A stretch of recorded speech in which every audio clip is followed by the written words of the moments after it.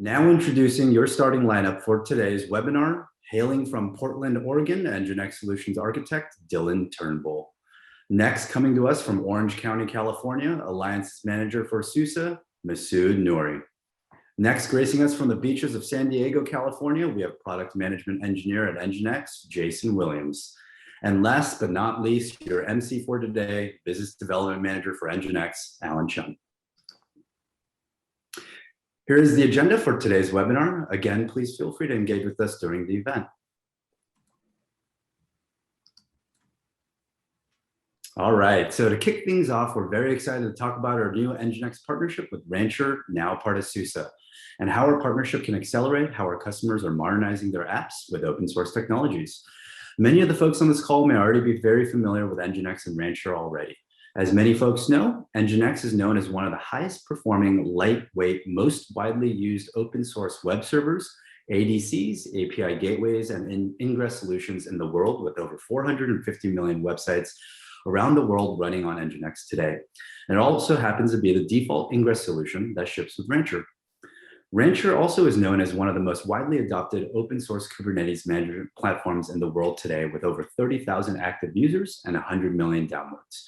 We're now bringing together two best-of-breed open source organizations that are empowering the open source community and our customers to build, secure, scale, and deliver applications on Kubernetes wherever they're being deployed with ease of use, simplicity, portability, and performance without vendor lock-in.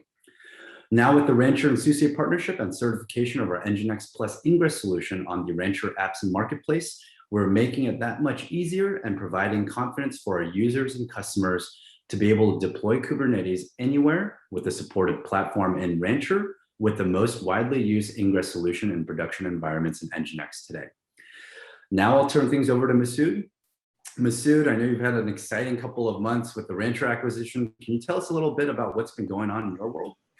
It's been quite crazy. And so thank you for having me. I'm really excited to be here. Like you've introduced me earlier, I'm Masood Noori. I'm part of the solution partner and alliances team. And the small disclaimer that I'll make is that I've been with SUSE for the past 3 years. So I'm not originally from Rancher, but I've been very lucky and very fortunate to be working with the Rancher team because they're full of very intelligent people. And they're changing SUSE as well as changing the software industry. So I'll be providing a really high level overview, and I can connect you to the right people. Just reach out to masood.nori@suse.com. I just want to quickly jump into what Rancher is at a high level.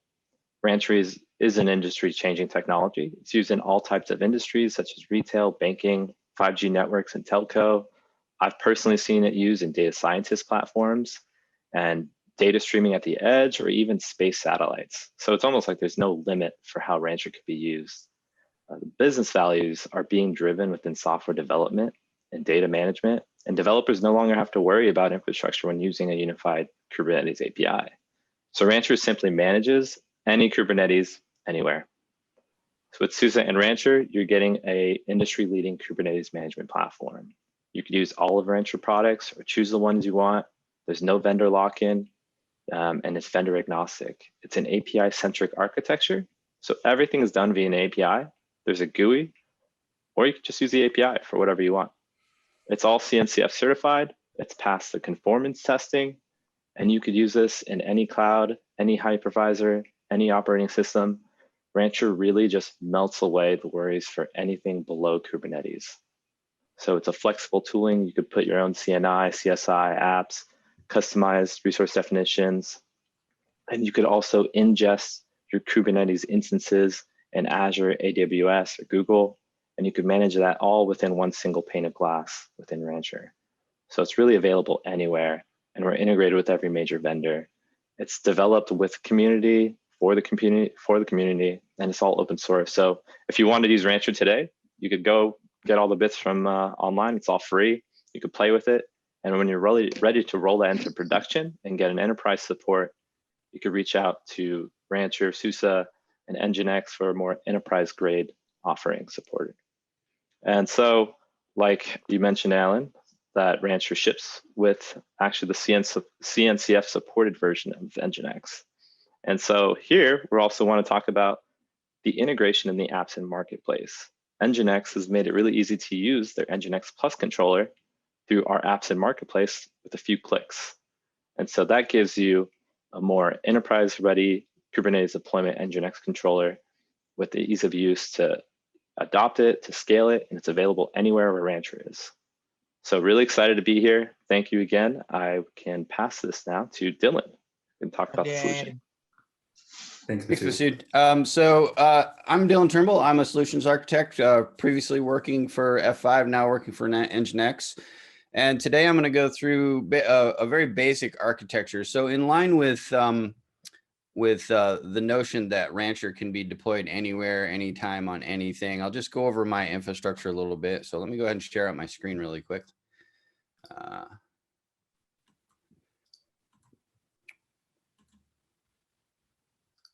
All right, can everybody see that okay?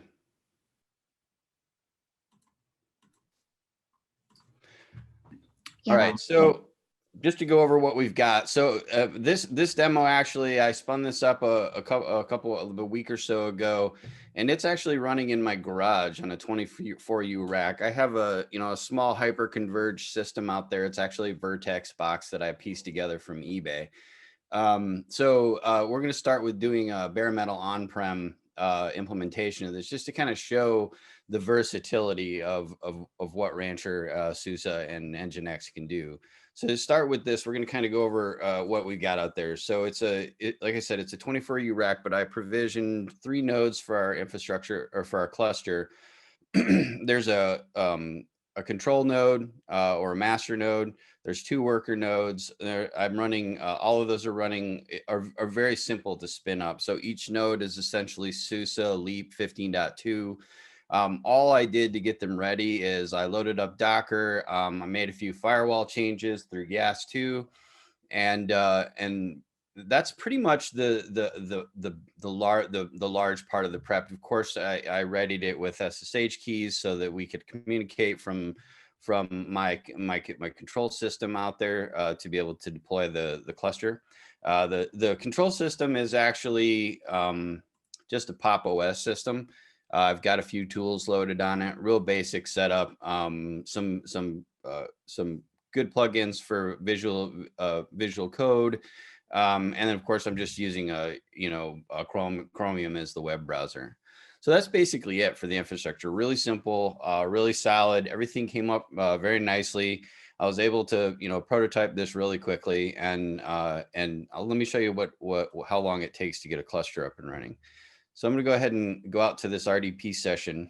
In here, we're going to kind of go over what we've got set up. So we've got a bind DNS set up that's serving my primary DNS. So you can see all the systems have DNS entries so that we can effectively deploy them using RKE. So the tools that I'll be using here will be Rancher, which is actually the management tool that allows you to ingest clusters from wherever you want to ingest them from. In this case, it'll be an on-prem cluster, of course, as I've already covered. We're also using RKE, which is essentially their lightweight Kubernetes version that can run in a container. So each one of the nodes is actually a Docker container that contains all the necessary bits and bytes to be able to set up each one of the nodes in the cluster. And then to top it all off, where I have just a basic application that I'll be showing what happens once we've deployed the ingress inside Kubernetes. So let's go ahead and take a look at what that looks like. So I'm going to kick this off by using this YAML file. It's really simple. Normally, when you deploy an RKE cluster, you can use an application that's called RKE whatever. It's just a binary that allows, very similar to kubectl or kubeNS or kubectx or Helm, that you can use to deploy the cluster. And you can, if you don't have a cluster.yaml file, that essentially is what defines the cluster. So to get started, generally you can do an RKE, and you can use RKE to provision the actual YAML file. What I did is I went ahead and took it and I restructured it and I pared it down to what I consider to be the most minimal amount of possible content. So we're looking at a whopping 39 lines in this manifest. So it's pretty simple, and that's including all my little cheater stuff up here at the top. To go over this YAML file real quick, what we've got is the 3 nodes. They're each broken out into their respective space. Each node is defined by its IP address. I've specified the username to each one of those systems, as well as what role these will play. So I've got one that'll be doing control plane, worker, and etcd.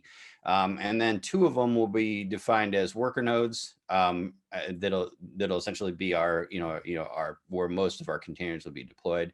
A few services items that I've got set up, and in this particular instance, because I'm going to be provisioning the Ingress controller, as well as anything else that I want to put on top of this, I've essentially set this up to be a bare bones basic getting started cluster. So I kind of look, my wife works at a Lego store, so I'm a big fan of the way things stack up. There's a reason why we call it a stack. So I just want plain piece of bread on the bottom to get started. Really simple, and that's basically what this does. So let's go ahead and kick this off. And to do that, all you have to do is do RKE up. Now, if you have the cluster file set to cluster.yaml and sitting in the same directory as your working directory, you can just do an RKE up and it'll use the base cluster.yaml. I've actually taken that, and normally I would deploy this using something like Customize, but I kind of want to show everybody the different pieces. So I'm not going to be using any of the customizing automation stuff to be able to, or customize automation stuff. I'm just going to be doing each YAML manifest, or each manifest one by one, so everybody can see the steps. I've actually taken the original cluster YAML and I've tailored that for my environment. So I'm just going to, because I'm using a custom YAML, I'm just going to be, all I have to do is specify this config and RKE YAML to stand up the cluster. And basically that's going to go out, hit those nodes, and spin up the various containers necessary to run the clusters. And as that's happening, I'm going to kind of kick it over to Masood to go over some of the elements that are going to be put in place during this process. Thanks, Dylan. So just a quick overview of the Rancher product set. The flagship product, Rancher, is one of the world's most popular Kubernetes management platform. RKE is specifically the CNCF certified standard Kubernetes distribution. And then RKE2 or RKE Gov is same as RKE, but with more security enhancements. And that's for government contracts, federal teams. K3s is a CNCF certified lightweight Kubernetes distribution. There's no external dependencies. It's all under 100 megs. And this is a really industry disruptor technology. It has about 20,000 downloads per week, deployed over 1 million times. It's perfect for the edge, and it follows the best practices and standards. K3s is designed to be very simple and easy to install to manage. And it's also a CNCF sandbox project. It's been donated to the CNCF. So next product is Fleet. Fleet is GitOps at scale. It allows the management of thousands of downstream clusters. And then Longhorn, another product, is the highly available Kubernetes persistent block storage. And then all this are the separate pieces, but you could also have Rancher host it for you. And that's hosted Rancher service. So it's a fully managed control plane providing a SLA, and users don't have to worry about the deployments, the upgrades, the monitoring, the management. Rancher can handle that all for you. So a lot of flexibility in the options you can get from us. Back to you. All right, thanks, Masood. So we should be finishing up here pretty quickly. Usually about this time at the 124-second, 130-second mark, it's done. It's really quick. We're at about 2 minutes and a few seconds to stand up a full cluster.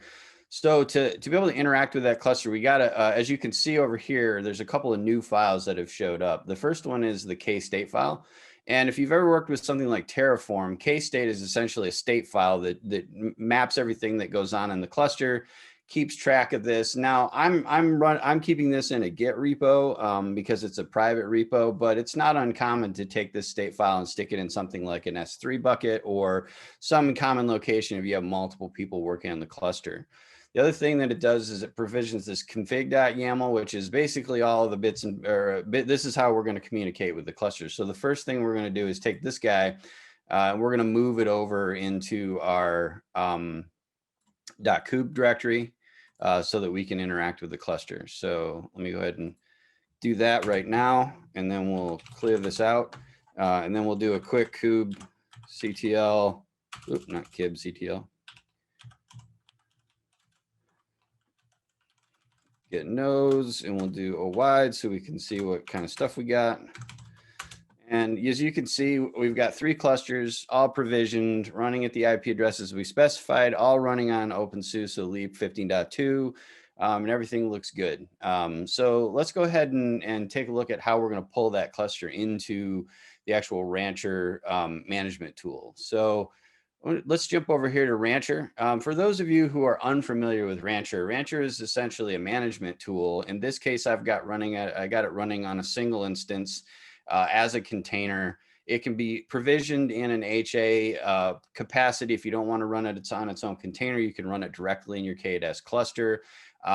Because I'm removing and adding the Ingress controller, I opted to just go ahead and run it on its own. That gives me a lot more versatility as far as what I want to do with the cluster. It's a preference. You can run it. There's a ton of videos. Some of the stuff you'll be seeing today, I actually borrowed from a gentleman by the name of Adrian Goins, who does a lot of really great tutorials. He's works at Rancher. Some of you probably seen his tutorials. Great guy, makes some good stuff. So I borrowed a little bit of his stuff to set up this demo. So to add the cluster, it's really simple. We're going to go ahead and click this Add Cluster button. And then as you can see, the types of things that you can manage through Rancher are anything out there that matters, really. So you've got, EKS, you've got EC2, you've got Azure, DigitalOcean, even some outliers like Linode and vSphere. It's, if you can, kind of makes me chuckle to call vSphere an outlier, but given the history there. But you can pretty much ingest any cluster you want. In our case, I'm going to be doing an other cluster, a real simple implementation. We're going to call that RKE cluster, a really creative name. And then click this create button. And basically this is going to set us up to be able to ingest the cluster. So the first thing we need to do is to create a cluster role binding. So I'm going to grab this, cut and paste it, pop it into this just to get it started. And we're going to go ahead and paste this guy in. So right here, the user account, we can actually just borrow that from the config file. That's this right here. So we just find the user, grab that user, do a quick copy paste, back this out real quick, paste this guy in, and then click that. That creates our cluster role binding. And then from the Rancher, the last item from the Rancher interface that we're going to grab is this. Now I'm doing this in an insecure fashion. I'm not using certs. If you're using certs, you could just use this top one. It's a demo environment. I didn't want to go through the process of getting certs and all set up for it. But in any case, either way you want to deploy it, that is possible. So go ahead and paste this in. We'll run that. And while this is occurring, let's go ahead and take a look at what's happening in the cluster. So I've got a watch going over here that's looking at what's happened in the cluster so far. You'll see that it's spinning up a couple of cluster agents. And if we look at the user interface, pretty soon here, you'll see that it popped back over and we're in this waiting state. So right now, Rancher is essentially ingesting the cluster and there you're done. So the cluster is now added in. We'll do a quick look back over here to make sure all of our containers are running properly. Looks like we've got a few more items that are spinning up. We'll wait for those to complete. And Bob's your uncle. That's it. That's all there is to add it to Rancher. So let's have a look at what that did. All it did really is ingested the cluster. So now you can look at some interesting stuff right on the landing page. You get statistics for things like CPU memory and pods that are in place. You get a section for events. It'll tell you all the necessary pieces that you need. What we're going to be doing is we're going to be deploying an application from the Rancher catalog. So I'm going to be doing that inside the default project. Now, one thing that might be, if you're not familiar with Rancher or any other manager, there's a bit of a differential. There's projects and namespaces, and projects are essentially a way to kind of corn off your each one of your namespaces into its own project section. And then of course you have the standard namespaces. So in this case, I'm just going to be going into the default namespace, and I'll click this apps button. And then at first you'll see there's nothing here, but just to take a look at what it's going to be doing is there are pre-provisioned Rancher charts, which are adapted Helm 3 and Helm 2 charts that allow you to deploy directly into the cluster through the user interface. Now, of course, anyone could do this using the Helm command and some arguments. I think this is actually, if you're more of a CLI guy, you can use this just as kind of a gut check to see what's going on in the cluster and while it's happening. If you're not a CLI guy, or if you're a hybrid guy like me, you do a little bit of both, right? I prefer the hybrid approach just because you kind of get the best of both worlds. So if you want to add catalogs, you can add your own catalogs in at any point in time. It's pretty simple stuff. So going back up here, we're going to go ahead and launch that, and you'll see that all of the projects, and there's a wide variety of items that pop up here, all manner of applications that you would need, everything from MongoDB to Grafana, Prometheus, all the pieces you would need. But of course, what I'm going to be deploying is the Ingress controller, because we're going to need one of those to get started. So really simple. We went ahead and adapted our Helm chart, turned it into a Rancher chart. It was a very simple and straightforward process. The guys at Rancher were amazing at helping us work through that. And basically what we're going to be doing is deploying this into or the 8.0 version of this. This is the OSS version. And just to kind of set context, there are a myriad of different NGINX deployments out there. There is the NGINX that is maintained by upstream Kubernetes SIG. And then we have our own OSS version, which is maintained by us. And then we also have a plus version. And a little bit later, I'll kind of cover some of the add-ons you would get if you wanted to move up to plus. And I'll show you briefly how you would upgrade to the plus product if you found you needed some of those additional features. So we'll be deploying this into the NGINX namespace. And then we'll be doing a kind deployment. We're not going to be changing a whole lot in here. The only thing I'm going to do is turn on the Prometheus metrics endpoint. And basically this is so once you've deployed Prometheus and Grafana, we have a dashboard we've published to our GitHub repo that allows you to show some of the common functionality that the Ingress controller is responsible for, everything from the control itself, its health, what's going on with each of the ingresses that you've deployed through the Ingress controller, as well as you can see all of your upstream NGINX servers that you have being managed by the controller. So I'm not going to be doing anything else in here. We'll deploy type load balancer. And really all you're going to be doing is clicking one thing. There's your 2 clicks right there. Set Prometheus, click launch. And what it's going to do is it'll run out to the public repo, grab that, provision, and within a few seconds here, we should have NGINX up and running. There you go. So now the Ingress is deployed. Really simple, really fast. Just take a look at what it did. Is it went out, grabbed using the Helm chart and deployed the Ingress controller workload, established a service, set up a secret, and then a couple of config maps to get you started. There's really not much more to do from this point. Now, the next bit, we're going to go ahead and just deploy an application to kind of see what that looks like. So let me go ahead and go back into default here, show you a couple other items. We have nothing. We have the load balancer provisioned, except we don't have anything. We don't have anything started just yet. So before that gets started, in order for us to get out of that pending state, I'm going to go ahead and be using something called MetalLB, which is essentially gives us the ability to establish IP addresses for in-cluster items. So give me just a second and we'll go ahead and pop this open. I'll clear this out. And I got a really quick setup for MetalLB. We'll just go in here and I condense this down to some basic commands, or it's the basic commands off the MetalLB site. Now this particular technology is still pre-release. But it's a pretty commonly used technology. It's really useful to be able to provision IPs or be able to assign IPs directly to workloads inside the cluster from the cluster. So I'm going to go ahead and paste this guy in. It'll go ahead and set up the containers for MetalLB. We'll set up that secret, and then go ahead and do let's pop back over here and look at our cluster to see what's going on. You'll see that it's provisioned the speaker and the controller for MetalLB.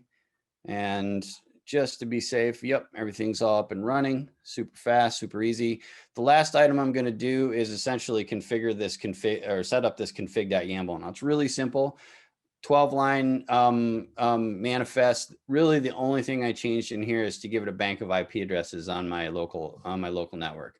So I gave it 90 through 99 here. So we'll go ahead and grab that. We'll just deploy this config.yaml. So I'm going to go ahead and make sure I'm in the correct namespace. So we're in the MetalLB. And then we'll just paste this guy in, and there we go. Now MetalLB should be up and running. So I'm going to go back to default here really quick.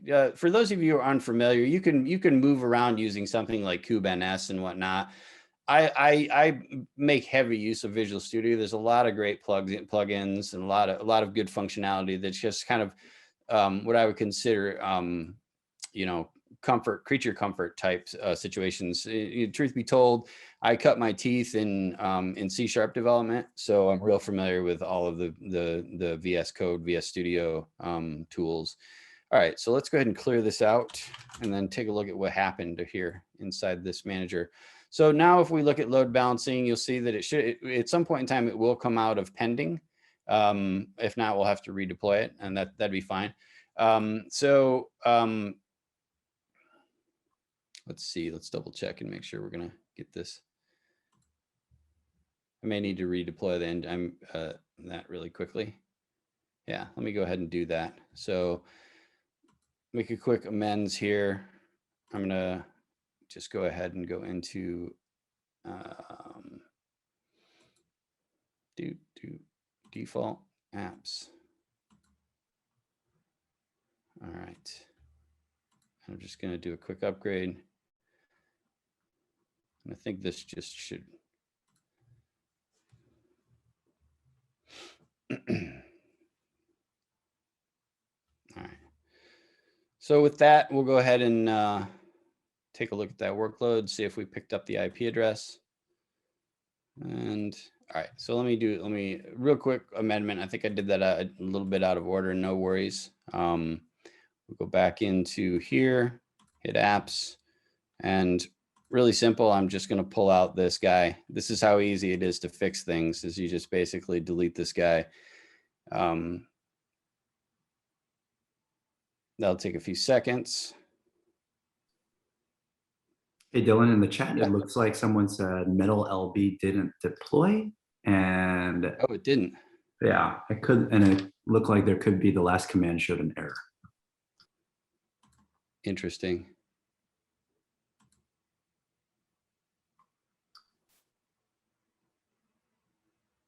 Additional feedback, the config.yaml file did not apply.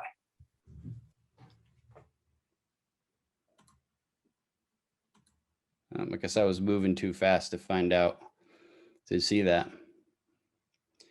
All right, so let me go ahead and go back to here, go back to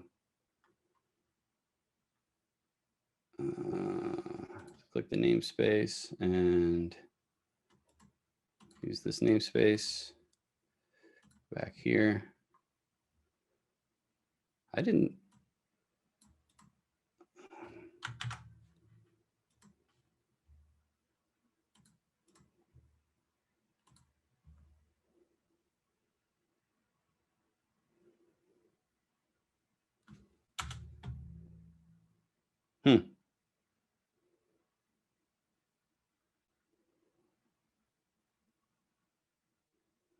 Everything looks unchanged to me.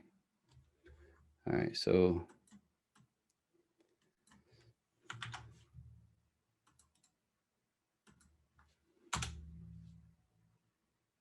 Oh, that's why. All right, my bad. Sorry, I make the mistake over and over. I forgot to change directories. That's why it's not deploying. I did this last night too. All right, so let's do a quick CD to LB. All right, there we go. All right, quick mistake. Thanks for the pointers, guys. Appreciate that.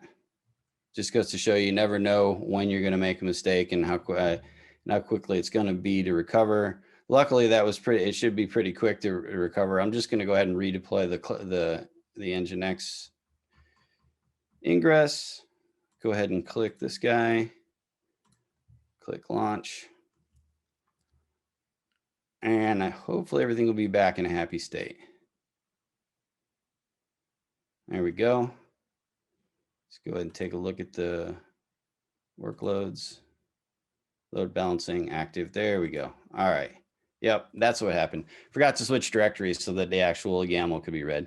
Rookie mistake. All right, back on track.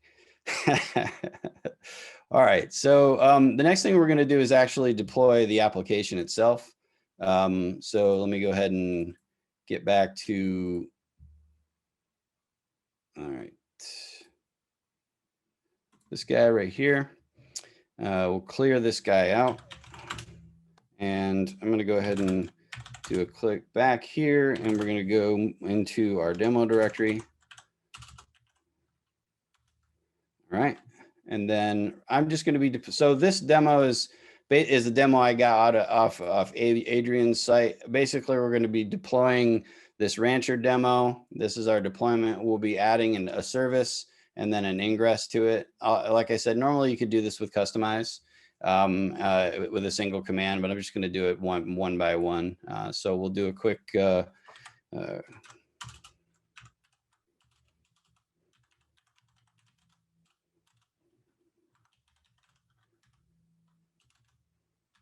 stuff, and we'll do deployment. So we'll deploy that. All right, and then we'll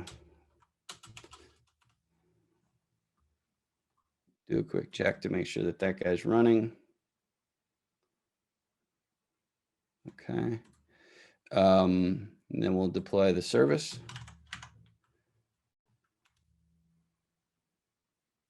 All right. Quick kubectl get all. All right, looks like we got deployment, controller.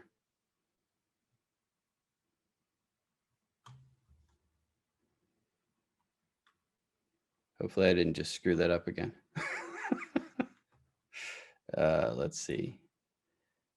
Yeah, I did. Oops. All right, so you guys get to see me fix a whole bunch of my mistakes here. So I'm going to go ahead and remove those two that I just put in because I was in the wrong namespace. No matter how many times you practice this stuff, it seems like you always forget a couple of things.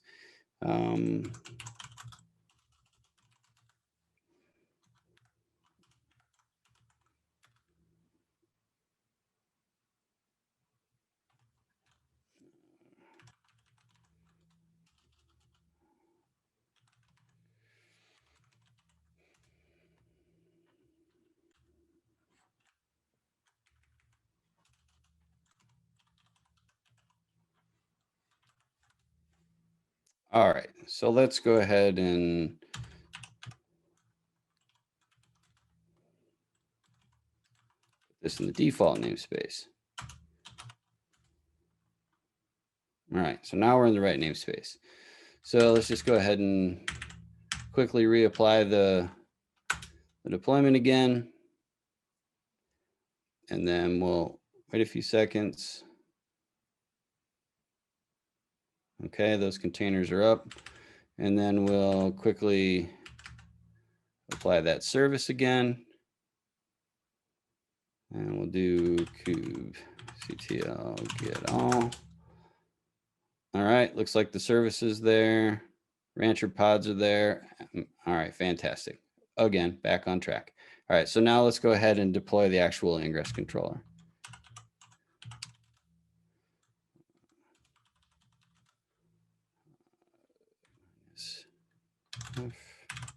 Ingress. All right, so now we should be done. So let's go ahead and take a look at what that did. As you can see, we've got the Rancher demo deployed. We've got a load balancing service deployed. Then if we click this link, put it in a new tab, that shows us our Rancher demo. And you can see as it's rattling through those 3 replicas, everything's popping up just fine. And there you go. That's all there is to it. So just to kind of recap, we built a cluster from scratch with some minimal prep. I'm going to go ahead and tear down the cluster and show you a few other items here for once we're done. So let's just say that you want to upgrade from you find you need some additional features and you want to upgrade from the OSS version of NGINX to the NGINX Plus version. And the first question that most people would ask is, why would you do that, right? So what would be the benefit of upgrading those? So I went ahead and pulled up a quick look at essentially what we've got available.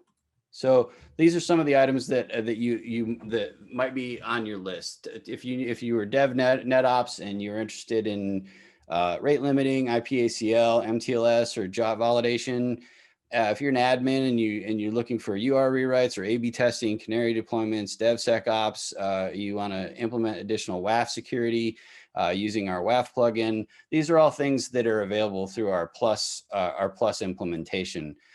So that would be the why behind why you would go ahead and upgrade to that. So to do that, it's actually pretty simple because we're deployed as a Helm chart using the OSS one through Rancher, we can just go ahead and upgrade. Now I'm not going to go through the upgrade process. I'm just going to show you in the interest of time, and then I'm going to tear down the cluster because I want to leave plenty of time at the end.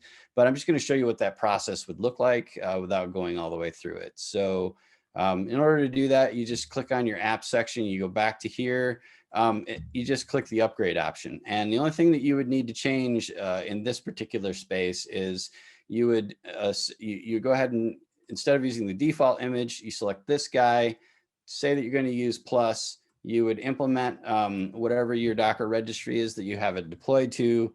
And that's pretty much all you'd have to do. Click the upgrade button at the bottom. You could also do this with an upgrade command using Helm, and then it would go ahead and just move you to the Plus version, making all that additional functionality available. One thing of note is if you want to use our recently added App Protect feature, that's also available in here. So you can, if you have App Protect built into the container you've deployed to your private registry, you can go ahead and add that guy in just by clicking this true button. And as long as you've had that, you have that actually built into the version you have deployed in your registry. And that's pretty much all there is to it. Now, let's just say this is the dev environment and you're like, okay, I'm kind of done testing things. I've made my fair share of mistakes today. The only thing you need to do to tear down the cluster, now you could just tear down the cluster using an RKE remove. It's been my experience that a better way to do this is to just go ahead and to kill the whole cluster, mind you, not to do things like taint your nodes and then upgrade other things. This is just to go back to basically to a scratch environment. You would go ahead and go here to the global section and then just delete the cluster. Now that doesn't necessarily delete the cluster. What it does do is if you watch over here, it'll actually remove, it executes a cattle cleanup container, and then it removes all the necessary containers that are added when you add it to the actual Rancher manager.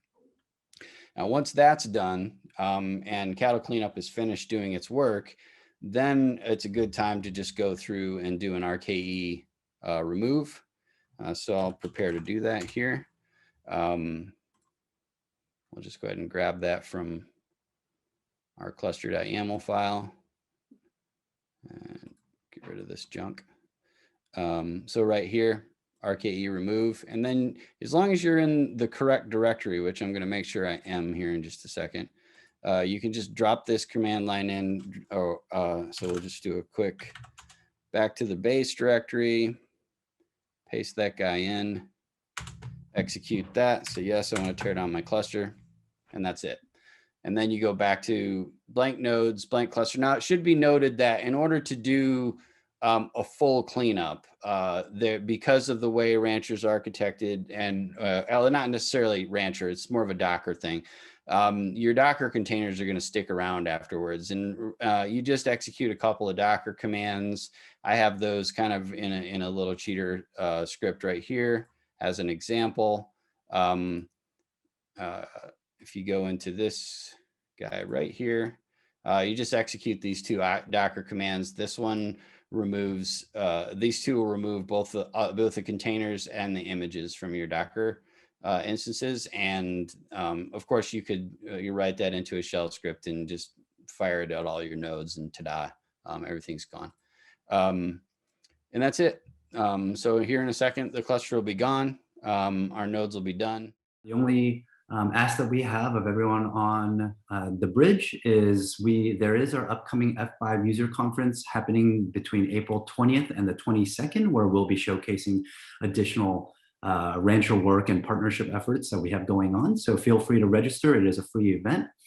We also have SUSE Con coming up, which will be a month after, during May 18th through the 20th. So if there's interest in attending, we'll also be showcasing our partnership there as well. Thank you everyone for joining the webinar today. We'll follow up in the next week or so with a recording as well as a recap. If there are any needs from the group, please feel free to reach out to either the SUSE Rancher and or NGINX F5 team here. Thank you very much, folks.